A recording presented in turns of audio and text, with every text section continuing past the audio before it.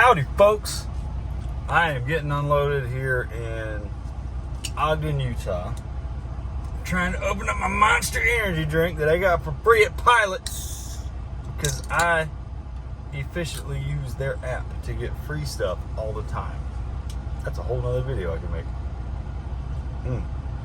Alright, so I am with HeartLand Express now. Just posted an update video yesterday letting people know that that's where I finally ended up. And I'm getting a lot of questions about the company and the trucks in general because everybody does things different. Every company is different. Every truck that is in a company is different. So, little truck tour. Why not? And then I'll talk about, certain quirks and features. Anybody watch Doug DeMuro on YouTube, the car guy?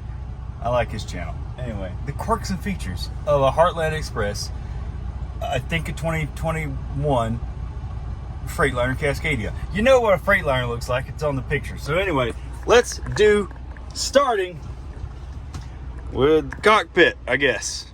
I guess you would call it a cockpit. Standard Fairline, or not Freightliner stuff. So obviously, I got my sweet tea, Monster energy drink, and water. There's 3 cup holders in every Freightliner, which is great. And you can hang your headset on this little hook here. And that's my dustpan to clean up. I keep that little cooler so that I can drive and have cold drinks available just right out of the cooler. There's nothing in it right now. That's why it's so far away. Clipboard. Seat. That seat doesn't have air ride. This one does. It's pretty great. So HeartLand, as far as ELDs, uses the Isaacs system, and it's pretty close to like PeopleNet, Samsara, Qualcomm. Like they're all about the same, but they also, and I like this, they include GPS. And if some trucker like GPSs, or not like company truck GPSs, suck, but this is Copilot GPS, and I've used that on my phone for years, and it's really good. So use the company GPS. It's actually really, really good.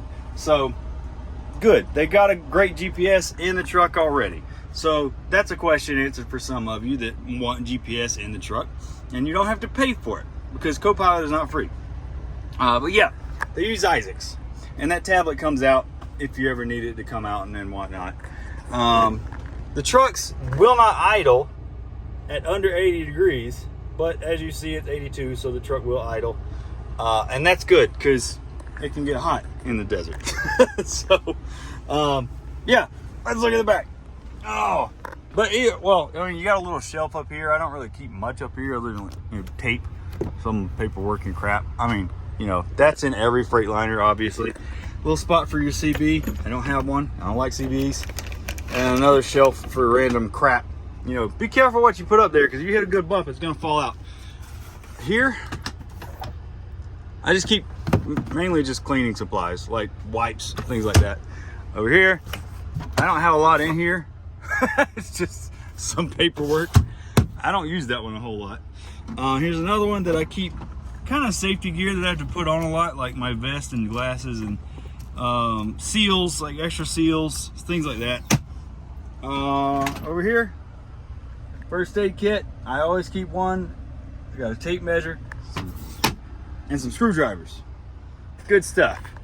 So now we go to the back, and obviously that light is not always on.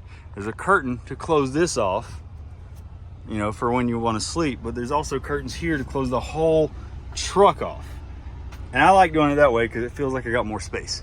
So yeah, you can see there's a little bit of a shelf up here. I just keep random crap up there. My running shoes, and an actual shelf, which I use as a pantry, and that's my trash bags basically. Water, drinks, underwear and socks, laundry bag, and then like a pantry with food. I bought all these bins at Walmart. Cool thing, Walmart sells these little sampler bottles of hot sauce for $1. You can buy a whole bunch of them and try a bunch of hot sauce. It's great. I like it. So the shelf is new. I've never had a truck that had a shelf like this. Like it was always an extra bunk, but I like the shelf more. Like that's pretty cool. I like the shelf. We'll keep it that way. turn this. A little hiss was going on back there. So obviously bed, it's a twin XL bed. I think that just means it's a little longer than a normal twin. And I keep my laptop kind of stuffed in here so that it doesn't roll around all over the place. I got this thing, this little back pillow for like 15 bucks at Walmart. It's great for keeping you sitting up without hurting your back while you're watching TV, playing video games, whatever. Yeah, PlayStation and Xbox controller. I do have an Xbox, it's not in here right now, but I can stream Xbox from my phone or my laptop. Gaming headset, remote control. That actually stays pretty well while I'm driving. And I actually have another phone mount back here to just mount my phone up there so that I don't have to look for it or if it falls down and whatnot. The bed's fairly comfortable. It's not the greatest, but if you get a pillow topper, it's pretty good. Got my PlayStation stuck right there. And that is a 40-inch TV that I mounted on those screws because these actually unbuckle. And you can unscrew these and buy a TV mount at Walmart. It's just cheap $20 mount. The brand was ONN. And the TV mounts pretty perfectly. So in a Freightliner, I don't know about other trucks, but you can fit a 40-inch TV in a Freightliner. That's a Roku smart TV. So I can stream, connect that to the internet from my phone and just stream movies and play video games. It's pretty great. They do have a mount, but that mount sucks. I don't recommend that mount. It's made for tiny TVs. And the screws for most TVs won't even fit here. So I didn't use it at all. I just got it out of the way. Microwave. Also me. Yeah. Hi. Yep. It's a 700 watt microwave. It straps down so that it doesn't move all over the place because you don't want that hitting you in the head. I keep the glass tray out of the microwave while I'm driving because it'll bounce all over the place. Obviously up here, paper plates, plastic silverware, whatnot, some birria ramen, which is amazing. It's more pantry stuff, but that's the plate for the microwave. I keep it in there so it doesn't roll around and it won't hurt anything. Get in there, get in there. Okay, cool. Over here on this side is, this stuff's been rolling around, cooking stuff. Yes, I have a sandwich press that I can actually use as a grill. Tongs, can opener, spatula, a chef knife. I don't have a cutting board yet. I keep forgetting to get one. This is great for like just heating up soup and ramen. You can actually put ramen in this and just heat it up and eat it like that. It's a Campbell's soup thing. You can buy them at Walmart pretty cheap. And I got a whole pot with a steamer that plugs in. Obviously that means you have to have an inverter. It's under the bed somewhere. And we have 12 volt plugs in the trucks. There's one there. There's one behind the fridge here. And then there's another one behind the microwave. So you have a total of 6 places you can just plug stuff up and use it. There's a 1500 watt inverter, again, under the bed somewhere. This is the weird one. Well, actually, closet. It's a little messy right now, but standard closet. This is like my junk drawer. I don't really have much in there. I just stick whatever in there. This comes out like an eating table / desk if you need it.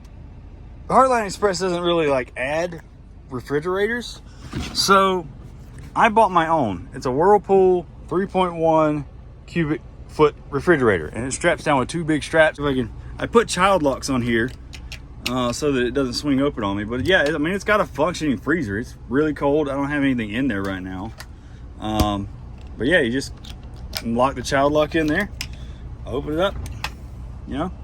Good stuff. Right now I don't have a lot in there, but I got some food. Probably gonna make me some grits and eggs after this here video. I think that's about it. The TV's cool. It's always plugged in. Always just cranks up, turns on. That's the word. But yeah, go away. It asks me this every time. But yeah, Roku Smart TV. I got that at Best Buy, I think for like 150 bucks a little while back. I have 2 pillows stuffed behind the bed here so that it doesn't slide around. because if you don't do that, the mattress will actually like move back and forth. So that's annoying. But yeah, that's the truck.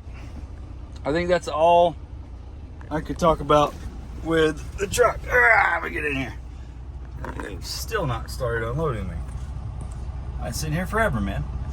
But yeah, like I said, get a 1500 watt inverter. Does have space for a microwave. It's got a TV mount, but that's for tiny TVs, really. You can mount up to a 40-inch TV on the side. I explained that. So yeah, you can have a TV. It does not come with a refrigerator. The Freightliners don't. And my understanding, the Internationals that they have, the International doesn't have a refrigerator either, but the Kenworths, some of them do. And that's because Heartland Express bought CFI not too long ago, and the CFI trucks are all Kenworths. They're red Kenworths. So if you see Heartland with a red, like a nice red Kenworth, that used to be a CFI truck is what I was told. And those have refrigerators in them already. But I like mine more. Now that I've got my own and it's bigger and it's got a real freezer, I like that more. I actually prefer that, even though I had to buy it. It was like $140 at Target. But it's better. It's definitely a better refrigerator than you would get in a normal truck refrigerator, because they're tiny, they suck, and they just like fly open or slide open all the time. So that's preferable. I like it. What was another question somebody asked me? Oh, driver facing cameras. We don't have that. This is it's connected to the Isaacs thing. That's an outward facing camera. I don't know what else it does, but it's also the GPS signal, like to let you know where the truck is. That's just a sensor, like your following distance sensor. So we don't have driver facing cameras, and it doesn't record audio. So I know that's important to a lot of people. You know, you're just worried about your privacy. I don't really give a crap if I have a driver facing camera, because I actually had one save my butt in Texas one time when a guy rear-ended me and I wasn't even moving.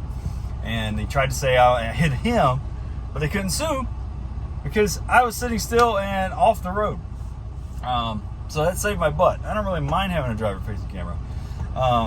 It was only a problem when I worked for a company that was like constantly micromanaging everything I did. And I'm not talking about like looking on a phone or whatnot, but it was like I would be wearing my headset, not even using it, and they'd be like, "You can't wear a headset." I'm like, dude, that's completely legal. Your company policy is stupid. But this company policy, you can wear a headset. Just please, God, don't hold the phone. Use a headset to have no touch device, whatever you know what I mean. But Heartland isn't very like micromanaging. At least they aren't with me. I don't know if it. I mean, I know what I'm doing. But somebody asked me in a comment on the last video, what do I not like about Heartland? They asked me about the driver-facing cameras.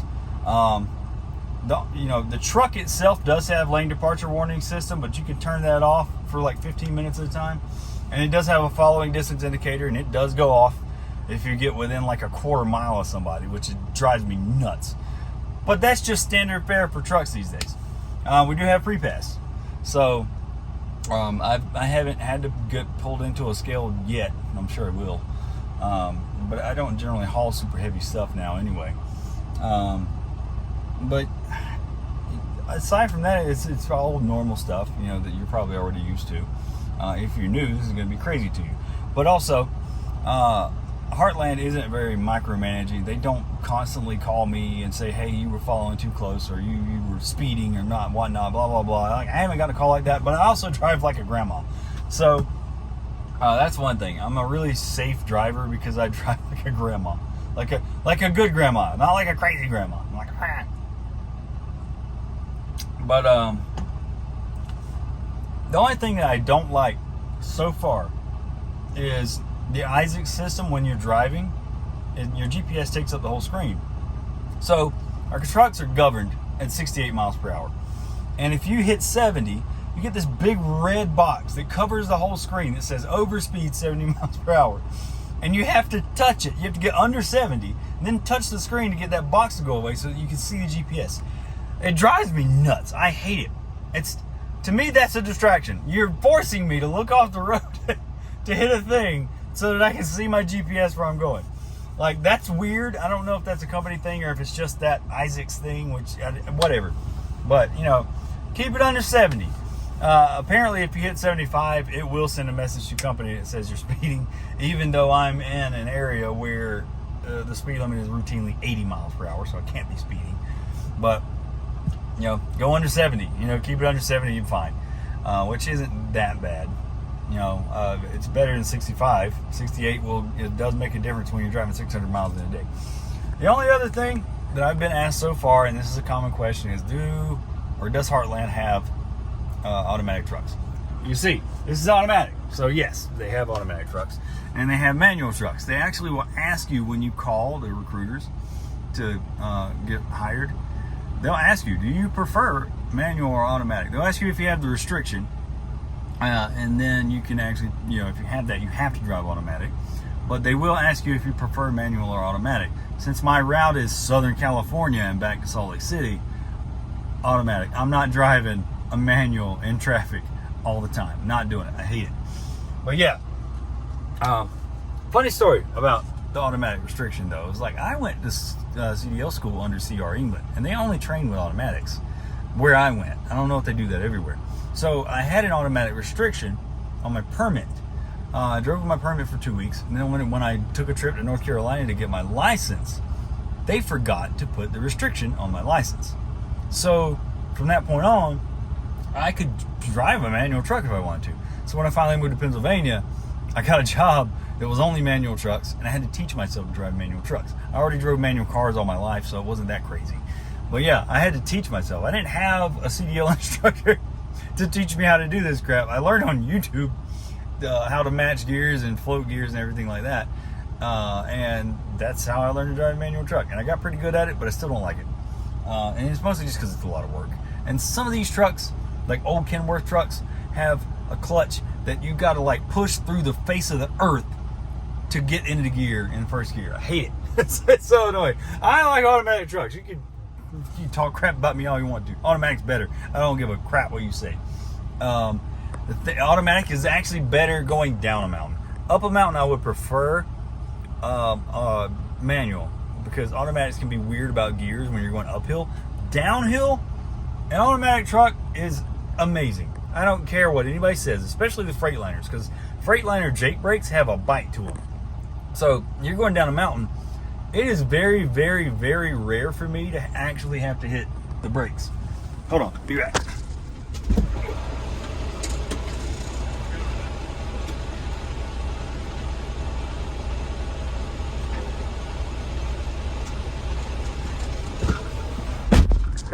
Okay, I'm back. I forgot to take my my red brake air line off of the trailer. So anyway, I'm still going?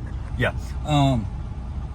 So yeah, it's rare for me to actually hit the brakes going down a mountain and a Freightliner truck, because the Jake brake does its job so well. And if you've never driven a truck, the Jake brake is right here. You know, it's off right now, but it's got 3 levels. 3 levels. And it can control, it actually will, it's an engine brake. It slows your truck down as you're going down the mountain, so you don't have to use your brakes. Because if you use your brakes going down the mountain too much, they will overheat and they won't work. You're going down in like Donner Pass or like Vail in Colorado, you'll die. So Jake brake, use the Jake brake, use it. It's great. But yeah, that's the truck. Nice truck. Stuff everywhere, you know. Turn those lights off. Look how the lights do this. Like how they just fade. I like it. It's cool.